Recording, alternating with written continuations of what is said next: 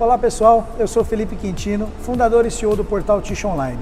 No Papo de CEO de hoje, eu vou bater um papo com o João Soares, CEO da IPEL.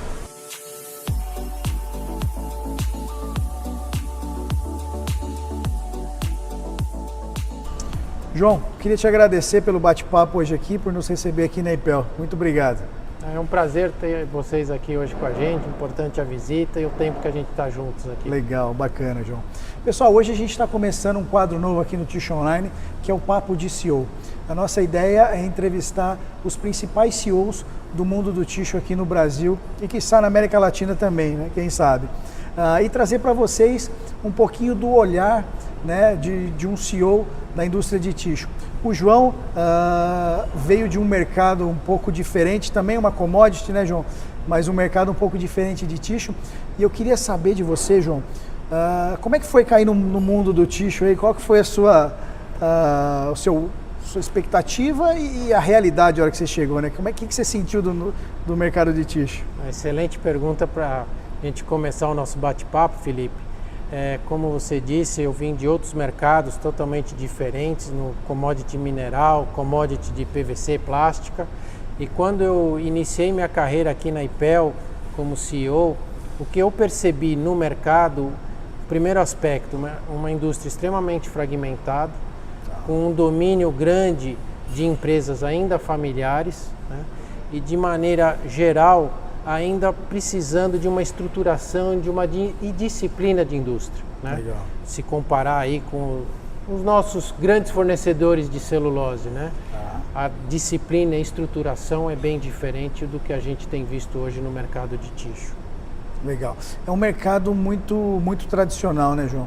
São, que nem você comentou, são empresas familiares na sua grande maioria, né? E muito focado na indústria, né? A gente até brinca, é um dos pontos que a gente bate aqui no Tissue Online, é com relação ao marketing, né? Como é uma indústria muito tradicional, a gente vê muito pouco a indústria trabalhando marketing, né? Por que tem essa grande dificuldade com o marketing, a indústria do tissue, João? É interessante porque desde que eu entrei aqui, no meu primeiro dia de trabalho, por sinal, tive uma reunião com os sócios e eles me chamaram para a gente discutir o investimento numa nova máquina de papel que depois de 17 meses a gente iniciou a operação da máquina 5. Então, o que eu percebo na indústria é que a gente é muito voltado na questão de aumentar a capacidade produtiva, colocar mais máquina de papel, colocar mais linha de conversão, e há investimentos atrás de investimento em aspectos produtivos. Pouco se investe, pouco se fala, pouco se pensa na questão de marketing. Aí eu acho que é uma provocação que você está trazendo bastante interessante, Felipe, que eu acredito que a gente precisa mudar esse jogo. Por quê? O que eu tenho visto também nessa indústria, desde o momento que eu cheguei, essa questão de não ser estruturado, ser uma indústria fragmentada, ter uma capacidade ociosa grande, a arma comercial que a maioria das empresas se utiliza é o quê? É o preço. Então, pouco se faz em termos de marca, pouco se faz em conhecer melhor o consumidor final. Por que ele coloca ou compra um produto da IPEL vis-à-vis de um concorrente, ou vice-versa? Por que ele faz uma compra recorrente do produto IPEL vis-à-vis a um concorrente? Esse tipo de conhecimento e buscar formas mais específicas de atender a necessidade do nosso consumidor, a gente vê muito pouco ou quase nada na nossa indústria. Tem uma avenida muito grande para a gente crescer nesse sentido, sabe? Legal, João. Bacana sua visualização. Isso aí também acaba abrindo brecha, né, João, para o marca própria, né? No Brasil ainda a gente tem uma penetração não tão grande como em países da Europa e Estados Unidos, mas o marca própria está chegando e ele vai pegando esse vácuo, né? Que nem você comentou, né, João? Não, o marca própria está crescendo e está crescendo a passos largos. Eu tenho números de algumas grandes redes varejistas, eles já multiplicaram por 3 o seu market share, né? E o que a gente vê é uma combinação de alguns fatores. Um deles é a questão da nossa capacidade ociosa, porque a gente investe continuamente em aumentar a capacidade e tem que comparar com o que o mercado está demandando. E por outro lado, a gente tem que ver como nós estamos tratando, queira ou não, de um produto de consumo. os nossos consumidores hoje estão passando por uma dificuldade financeira e econômica devido à situação brasileira. Nós estamos com alta taxa de desemprego, né?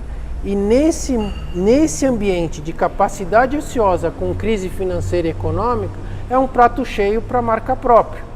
Os grandes varejos, né, eles acabam fazendo esse papel de ocupar a capacidade ociosa a preços extremamente baixos. E se a crise econômica continuar, como a gente tem visto aí os anos ainda, a gente está andando muito de lado, a tendência é que a marca própria ocupe cada vez mais o seu espaço. Vai penetrando ainda mais, né? Vai tendo esse vácuo. Você até comentou, né, que a crise de 2008, 2009, grandes varejistas na Europa, se não me engano, na Alemanha, acabaram aproveitando esse vácuo para crescer enormemente, né? A Lidl, que é um case conhecido, ela cresceu e ela ocupou hoje uma posição de protagonista no varejo europeu, justamente na época da crise Europa. E aí com isso ela conseguiu buscar, e aí ela usou inteligência de mercado para ver quais os fornecedores que tinham capacidade ociosa, quais aqueles que precisavam vender, e ela acabou ditando o preço de quanto ela queria comprar para poder oferecer esse benefício aos seus consumidores. E aí ela cresceu e vem crescendo continuamente na Europa. É um case de sucesso. E a Bocan é uma fatia de mercado e a indústria tem que fornecer, né? Não tem o que fazer, né? Acaba seguindo a boiada. João, e com relação à consolidação de mercado, o que você enxerga? A gente teve esse ano grandes movimentos aí, que nem o da CEPAC, a CMPC adquirindo a CEPAC. Como é que você está vendo esse mercado da consolidação aqui no Brasil? Fazendo uma análise, vamos dizer assim, de um analista de M&A, o mercado de tixo seria um prato cheio, né? Tá. Você tem uma indústria ainda fragmentada, ainda não disciplinada, estruturada, como a gente comentou, ainda na mão de muitas famílias, né? Com capacidade ociosa. O movimento de consolidação, ele meio que é um caminho óbvio, né? Mas a gente não pode esquecer que consolidação significa também a vontade de querer comprar e a vontade de querer vender. E o vender para empresas familiares, nem sempre um racional de valuation é o que acaba preponderando.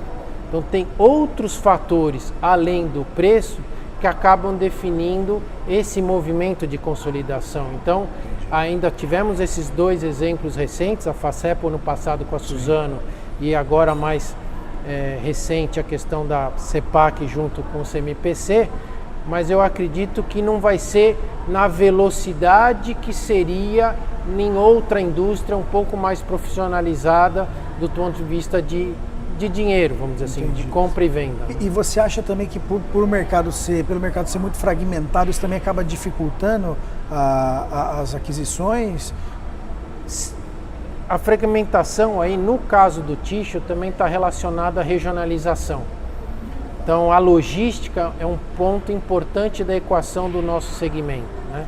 Então, a gente tem que olhar isso, porque às vezes a gente quer consolidar, mas se a gente está muito bem posicionado no Sudeste e tem uma oportunidade no Nordeste, e a gente não conhece bem esse Nordeste, essa consolidação, esse movimento não é tão simples. Nem sempre a gente vai conseguir obter os resultados que a gente almeja, né?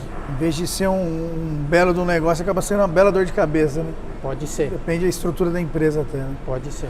Legal. João, como é que você enxerga o Brasil nos próximos anos e como é que você enxerga o mercado de tixo nos próximos anos? Nós temos aí nos últimos anos meio que andado de lado do ponto de vista de crescimento. A gente tinha desde do final do ano passado, início desse ano, com o novo governo, a gente tinha uma expectativa de um crescimento bem maior e se a gente pegar o relatório Focus que sai toda segunda-feira, essa expectativa de crescimento foi caindo a cada semana progressivamente, né? E o que a gente ainda está vendo é que o Brasil está numa promessa. Mas o que nós estamos vendo recentemente, nos últimos meses, o governo está conseguindo fazer algumas mudanças estruturais e nós estamos vendo com muito bons olhos que o ano de 2020 para frente a gente tenha mudanças para melhor no nosso governo e também no nosso mercado. Legal.